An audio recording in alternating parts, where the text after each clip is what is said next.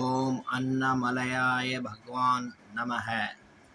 Friends, ஜாதகத்தில் எந்த குழந்த பிறக்கும் அப்படின்னுட்டு நிறைய பேர் கன்ஃபியூஷனில் இருப்பாங்க.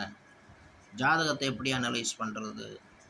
முதல் குழந்தைய பார்க்குறதுக்கு பஞ்சமாதிபதி, ரெண்டாவது குழந்தைய பார்க்குறதுக்கு 7ஆம் அதிபதி, மூணாவது குழந்தை பார்க்குறதுக்கு 9ஆம் அதிபதி, மதிகிதி விதியை வச்சு 3 குழந்தைய நிர்ணயிக்கப்படுது ஜாதகத்தில்.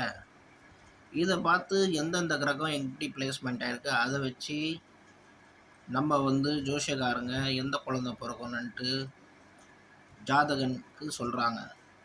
ஆக்சுவலி பார்க்க போனால் எந்த அளவுக்கு வலிமை பெற்றிருக்கோ அந்தந்த கிரகம் 5th 7th and 9th place, அதை வச்சு நம்ம அந்த நட்சத்திரம் டிகிரி எல்லாமே பார்த்து நம்ம அனலைஸ் பண்ணி ஈஸியாக சொல்லலாம். ஸோ இதை வச்சு அந்த குழந்தை எவ்வளோ படிக்கும், எவ்வளோ ஞானம் உள்ள குழந்தையாக இருக்கும், எவ்வளோ ஹெல்த்தியாக இருக்கும், எது ஃபீமேலாக பிறக்கும், எது மேலாக பிறக்கும், எது ஆண் குழந்தையாக பிறக்கும், எது பெண் குழந்தையாக பிறக்கும், இதை வச்சு தான் அனலைஸ் பண்ணப்படுது. ஸோ இது மாதிரி பார்த்து ரொம்ப ஈஸியாக சொல்லிடலாம். அதே மாதிரி 4ஆம் இடம் மாறிட்டே போகும் ஒரு குழந்தையிலேருந்து. சித்த புருஷாய நமக.